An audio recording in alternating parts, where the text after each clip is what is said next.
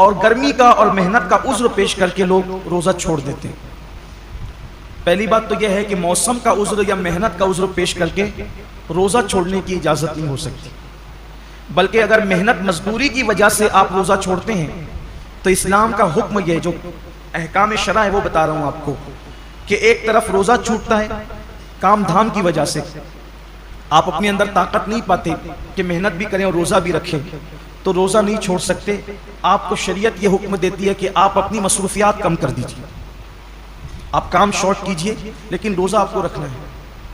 اس لیے کہ رمضان شریف کے ایک روزے کی اہمیت یہ ہے، ایک روزے کی، کہ جان بوجھ کر اگر کسی نے رمضان شریف کا ایک روزہ چھوڑ دیا اور اس کے بدلے میں پھر وہ پوری زندگی روزہ رکھے تو زندگی بھر کے تمام روزے اس ایک روزے کی فضیلت کو نہیں پہنچ سکتے جو ماہ رمضان شریف میں رکھا گیا ہے۔ ماہ رمضان شریف کے روزے کا بدل زندگی بھر کے روزے نہیں ہو سکتے جو فضیلت ان دنوں کی ہے۔ یہ موسم ہے روزے کا، اور کچھ لوگ چھوٹی موٹی بیماری کا بہانہ لے کر بھی روزہ چھوڑتے ہیں۔ ہر چھوٹی موٹی بیماری پر روزہ چھوڑنے کی اجازت نہیں ہے، گنہگار ہوں گے، سخت گنہگار ہوں گے۔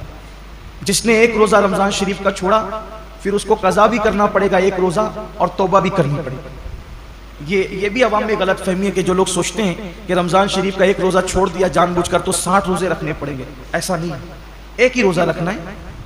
یہ اصل میں جو بلا وجہ روزہ توڑ دیتے ہیں رکھ کر، 60 روزے ان کے لیے کفارے میں، لیکن جس نے روزہ چھوڑ دیا بہت برا کیا اس نے، ایک ہی روزہ رکھے گا بعد میں قضا، لیکن ساتھ ہی اس کو توبہ بھی کرنی پڑے گی۔ صرف روزہ قضا کرنے سے معاملہ ختم نہیں ہوگا، سچی توبہ بھی اس کے ساتھ لازم ہوگی۔ بلکہ جن لوگوں کے روزے کسی وجہ سے، لا علمی کی وجہ سے پہلے چھوٹ گئے تو وہ عام دنوں میں غیر رمضان میں ان روزوں کی دھیرے دھیرے قضا کر لیں۔ روزہ نہ رکھنے کا وبال بڑا دردناک ہے۔ اللہ کے رسول صلی اللہ علیہ وآلہ وسلم فرماتے ہیں کہ میں نے جب شب معراج جہنم کا مشاہدہ کیا تو میں نے دیکھا کہ کچھ لوگوں کے جبڑوں کو آگ کی قینچی سے کاٹا جا رہا ہے۔ میں نے پوچھا جبریل یہ کون لوگ ہیں؟ عرض کیا یا رسول اللہ صلی اللہ علیہ وآلہ وسلم یہ آپ کی امت کے وہ لوگ ہیں جو ماہ رمضان شریف میں روزے نہیں رکھتے تھے۔ اس لیے یہ دنیا ہے، یہاں تو روتے گاتے گرتے پڑتے خوشی غمی میں زندگی کیسے بھی گزر جائے گی، لیکن ایک دن آخرت ہے، دنیا ختم ہونے والی ہے اور آخرت کبھی ختم نہیں ہوگی۔ آج عمل کر سکتے ہیں، اس کی اہمیت کا اندازہ نہیں ہے، جب اس عمل کا صلہ ملے گا اور عمل نہ کرنے پر سزا ملے گی تب انسان پچھتائے گا کہ کاش میں نے اس کا فائدہ اٹھا کر زندگی کا کچھ نیکیاں اکٹھا کر لی ہوتی، کچھ عمل کر لیا ہوتا۔ بلکہ مرنے والے اللہ کی بارگاہ میں منت کرتے ہیں کہ میرے اللہ ہمیں صرف 2 رکعت دنیا میں جا کر پڑھنے کی اجازت دے دے، لیکن ارشاد ہوتا ہے بندے جب ہم نے تجھے موقع دیا تھا اس وقت تو نے اس سے فائدہ نہیں اٹھایا، اب زندگی ختم ہو گئی ہے، اب دوبارہ کسی کو دنیا میں نہیں بھیجا جائے گا۔ اس لیے میں اپنے نوجوانوں سے کہتا ہوں بہانہ مت کیجیے، روزہ رکھنے والے کو صبر اللہ دیتا ہے۔ اور ایک بات آج آپ سے کہنا چاہتا ہوں، اگر کسی غربت کی، تنگ دستی کی یا محنت مزدوری کی وجہ سے آپ کا روزہ پر مشقت ہے، آپ کے روزے میں مشقت ہے، تکلیف ہے، تو یہ بات ہمیشہ یاد رکھیے گا کہ جس نیکی میں جتنی تکلیف ہوگی، جس نیکی میں جتنی تکلیف ہوگی اس کا صلہ اتنا بڑھا دیا جائے گا۔ روزہ رکھ کر اے سی میں سونے والوں کا ثواب الگ ہے اور روزہ رکھ کر لوم چلانے والوں کا ثواب الگ ہے، دونوں کا ثواب یکساں نہیں ہے۔ روزہ رکھ کر کے اے سی میں آفیسوں میں بیٹھنے والوں کا اجر الگ ہے اور روزہ رکھ کر کے دھوپ میں مارکیٹ میں بیٹھنے والوں کا اجر الگ ہے، لیکن آپ کو کام ہمت سے لینا ہے، اللہ اس کا صلہ بہت بڑھا دے گا، اللہ اس کا اجر بہت بڑھا دے گا۔ اور پھر کاش کیسا ہوتا کہ اس سنت کو زندہ کیا جاتا کہ اللہ کے رسول علیہ السلام جب رمضان شریف آتا تھا تو خطبہ دیتے تھے اور فرماتے تھے لوگوں جو تمہارے مزدور ہیں رمضان شریف میں ان کی مزدوری کچھ کم کر دو، یعنی ان مزدوروں کا کام کچھ کم، ان کو صلہ تو پورا دو، مزدوری پوری دو، لیکن ان کا کام کچھ کم کر دو، جیسے دوپہر میں ان کو سونے کا موقع دے دو۔ اب یہاں تو سیٹھوں کا حال یہ ہے کہ اگر مزدور نماز پڑھنے رمضان شریف میں بھی جائے تو ان کے ماتھے پہ شکن آتا ہے۔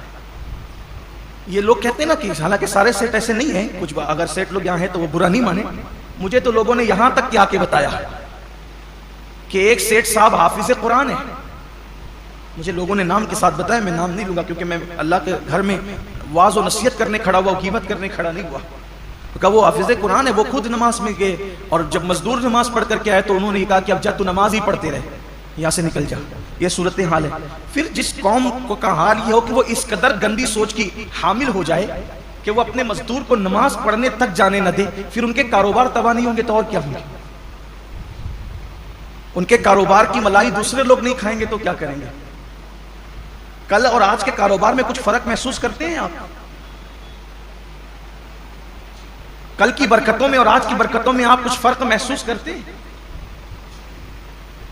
کل بھی ہمارے باپ داداؤں نے کاروبار سنبھالا اور آج بھی ہماری نئی نسل سنبھالی. فرق یہ ہے کہ وہاں جب دین کا معاملہ آتا تھا تو وہ اپنے آپ کو سرنڈر کر دیتے تھے. قدرت نے انہیں برکتوں سے نوازا تھا. آج بہت کاروبار بڑھا لیا گیا ہے لیکن پھر بھی ہائے ہائے کیا جا رہا ہے. برکتیں اٹھ گئی ہے. وجہ یہ کہ دین سے دوری ہے, مذہب سے دوری. اور انسان جب دین سے دور ہوگا تب تک وہ روئے گا, تب تک وہ پچھتائے گا, تب تک ناکامی اس کے گلے کا ہار بنے گی. تو آئیے, اللہ رب العزت نے اتنا خوبصورت سا مہینہ ہمیں دیا ہے, اس لیے میری گزارش ہے کہ اس مبارک مہینے میں پہلے تو روزوں کا اہتمام کریں. اور جن کو چھوٹی موٹی بیماریاں ان سے بھی کہتا ہوں, بیماری کا بہانہ لے کے سر درد ہے, بخار آ گیا ہے, کورونا ہو گیا ہے, ان چیزوں کو لے کر کے آپ روزہ نہ چھوڑیں. اس لیے کہ وہ اور بیماریاں ہیں اور اس حد تک بیماری ہے جس کو بہت سیریس میٹر کہتے ہیں, وہاں روزہ چھوڑنے کی اجازت ہے کہ جب آدمی رکھ ہی نہیں سکتا, بیماری بڑھ جانے کا یقین ہو, مر جائے گا, بیماری بڑھ جائے گی, تکلیف بڑھ جائے گی. جب کوئی مسلمان پابند شرع, کوئی دین کی سمجھ رکھنے والا ڈاکٹر کہہ دے تو بات الگ ہے. اپنی مرضی سے فتویٰ دینا کہ میں نے روزہ نہیں رکھنا, میں بیمار ہوں, جبکہ اللہ کے رسول علیہ السلام کا فرمان ہے روزہ رکھو صحت مند ہو جاؤ. روزے سے بیماری نہیں بڑھتی بلکہ روزے سے صحت ملا کرتی. جب اللہ کے رسول نے کہہ دیا جو طبیبوں کے طبیب ہے, جو حکیموں کے حکیم ہے, جو صرف جسم کے حکیم نہیں بلکہ روحانیت کے بھی حکیم و طبیب ہے, تو جب اس رسول نے فرما دیا روزہ رکھو صحت مند ہو جاؤ گے تو پھر صحت ملنا ہی ملنا ہے. اس لیے بہانہ نہ کرو. ایک حدیث پاک اور یاد آتی ہے, فرمایا گیا ہر قسم ہر چیز کی زکوٰۃ ہے, ہر چیز کی. جیسے مال کی زکوٰۃ, جس نے مال کی زکوٰۃ دے دی اس کا مال اللہ کے قلعے میں محفوظ ہو گیا, اب اس کے مال کو کوئی نقصان نہیں ہو سکتا. ایسے ہی جان کی بھی زکوٰۃ ہے, جسم کی بھی زکوٰۃ ہے. تو جان کی زکوٰۃ کیا ہے؟ میرے آقا علیہ السلام فرماتے ہیں روزہ یہ تمہاری جان کی زکوٰۃ ہے, تمہارے جسم کی زکوٰۃ. مطلب جو لوگ روزہ رکھ لیتے ہیں اب ان کی جان بھی اللہ محفوظ کر لیتا ہے, وہ مہلک بیماریوں سے, موذی بیماریوں سے محفوظ ہو جاتے ہیں. آپ دیکھیے اللہ کے اولیاء, آج جتنی کثرت سے بیماریاں ہیں پہلے نہیں تھی, اور جو بیماریاں آج ہیں وہ پہلے نہیں تھی. کیوں؟ اس دور میں لوگ صرف رمضان شریف کے روزے نہیں رکھتے تھے بلکہ مہینے میں 13, 14, 15 تاریخ کو بھی اکثر مسلمان روزہ رکھتے تھے. 3 روزے تو مہینے میں رکھتے ہی تھے مسلمان. پھر اس کے بعد جو اور دین سے قریب تھے وہ پیر اور جمعرات پہ بھی روزے رکھتے تھے. پھر موقع بموقع عاشورہ کا روزہ, یہ روزہ, وہ روزہ, یعنی جو موقع آیا اس کے بہانے سے روزے رکھتے تھے. اس لیے یہ بیماریاں ان کو نہیں تھی جن بیماریوں میں ہم مبتلا ہیں. کیوں؟ کیونکہ وہ جسم کی زکوٰۃ نکالتے رہتے تھے, اور جب زکوٰۃ نکلتی رہے گی تو جسم محفوظ ہوتا رہے گا. ہم سمجھتے ہیں کہ کھانے سے طاقت ملتی, طاقت کھانے سے نہیں ملتی. کھانا تو ایک بہانہ ہے.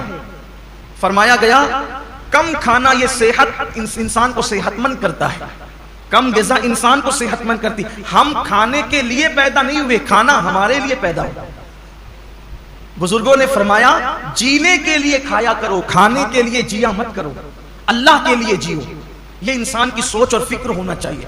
تو پہلی چیز یہ ہے روزہ رکھیے, روزے کا اہتمام کیجیے, اور روزہ رکھیے تو اس طرح رکھیے جیسے اللہ نے روزہ رکھنے کا حکم دیا ہے. یہ دوسرا باب آپ کے سامنے پیش کرنے لگا. پہلے تو روزہ رکھیے, اب جو روزہ رکھتے ہیں ان کے لیے اس طرح رکھیے جیسے اللہ نے رکھنے کا حکم دیا. اب اللہ نے روزہ رکھنے کا حکم کیسے دیا؟ حدیث پاک میں آتا ہے کہ اللہ کے رسول صلی اللہ علیہ وآلہ وسلم فرماتے ہیں کہ بعض روزے دار ایسے ہوتے ہیں جن کو روزے میں بھوک اور پیاس کے سوا کچھ نصیب نہیں ہوتا. یعنی صرف وہ بھوکے اور پیاسے رہتے, بس ان کو کچھ ملنا نہیں ہے. وجہ اس لیے کہ انہوں نے جو حلال کھانا تھا, توجہ کرنا, جو حلال کھانا تھا, جیسے کھانا حلال ہے نا, پانی بھی حلال ہے, مغرب بعد تو کھا سکتے ہیں نا, وہ تو حلال ہی ہے, صبح صادق سے پہلے کھا سکتے ہیں, حلال ہی ہے. لیکن روزہ رکھنے کی نیت کرنے کی وجہ سے وہ حرام ہو گیا تو رک گئے کھانے پینے سے. لیکن جس کھانا جو حلال تھا روزے سے پہلے اور روزے کے بعد, وہ روزے کی حالت میں تو ہم رک گئے کھانے پینے سے, فریج بھری ہوئی ہے پھلوں سے, رک گئے ہیں, کچن بھرا ہوا ہے کھانے سے, رک گئے ہیں. مگر گالی تو ہمیشہ حرام ہے. کیا روزے میں لوگ گالی سے بھی رکے؟ پاپ کی نظر کسی عورت پہ اٹھانا یہ تو ہمیشہ حرام ہے. کیا آنکھوں کو بھی لوگوں نے کنٹرول کیا؟ نماز ترک کرنا یہ ہمیشہ حرام ہے. نماز کو چھوڑ دینا یہ ہمیشہ حرام ہے. کیا لوگ روزے کی حالت میں نماز کے پابند ہوئے؟ بے شمار روزے دار ہیں جو نیند سے اٹھتے ہیں بستر پہ سحری کھاتے ہیں وہیں سو جاتے ہیں. یہ کون سا روزہ ہے جس میں کوئی نماز ہی نہیں؟ یہ کون سا روزہ؟ روزے کے متعلق میرے آقا صلی اللہ علیہ وآلہ وسلم کے فرمان کا مفہوم ہے روزہ وہ ہے صحیح معنی میں. کون سا روزہ؟ جو آنکھ کا بھی روزہ ہو، جو زبان کا بھی روزہ ہو، جو کان کا بھی روزہ ہو، جو ہاتھ کا بھی روزہ ہو، جو پیر کا بھی روزہ ہو. آنکھ کا روزہ یہ ہے کہ جن چیزوں کو اللہ نے حرام کر دیا روزے کی حالت میں انہیں نہ دیکھو. یہاں تو روزے میں لوگ گیم کھیلتے بیٹھے ہوئے، دیکھ لیجیے ٹائم پاس کر رہے ہیں. کیوں بھائی گیم کھیلتے ہو تسبیح کیوں نہیں پڑھ سکتے؟ یہ تو مہینہ تسبیح اور تلاوت کا ہے، درود شریف کا ہے. اچھا یہ تو گیم کھیلنے اس میں کوئی تصویر تو نہیں ہے، یہ حرام تو نہیں ہے. اسلام میں وقت ضائع کرنا ہی حرام ہے، تضییع اوقات حرام ہے اسلام کے اندر. گیم کھیلنا موبائل پر یہ حرام ہے. حالت روزہ میں یہ کون سا حرام کام لوگ لے کے بیٹھ گئے؟ بچے گیم کھیل رہے ہیں، جوان گیم کھیل رہے ہیں، عورتیں گیم کھیل رہی ہیں، لگے ہوئے سب موبائل پر. تو روزہ رکھا تو کیا معاذ اللہ ہم نے احسان کیا کہ آپ گیم کھیلنے بیٹھ گئے؟ یہ روزہ تو نہیں ہو سکتا. کچھ لوگ سیریل دیکھتے ہیں روزے کی حالت میں، بلکہ یہ روحانی تربیت کا مہینہ ہے کہ جب آنکھوں سے پاک نہیں ہوگا، کانوں سے ناجائز حرام چیزیں نہیں سنیں گے، ہاتھ سے کسی پہ ظلم نہیں کریں گے، زبان سے کسی کو گالی نہیں دیں گے، جھوٹ نہیں بولیں گے، غیبت نہیں کریں گے، پیر سے حرام جگہ چل کر نہیں جائیں گے، تو ایک مہینے کے اندر یہ روحانی تربیت ہوگی. تو جب رمضان شریف تو چلا جائے گا لیکن یہ نیک عادتیں انسان میں باقی رہ جائے گی. اس طریقے سے انسان کی زندگی بدل جائے گی.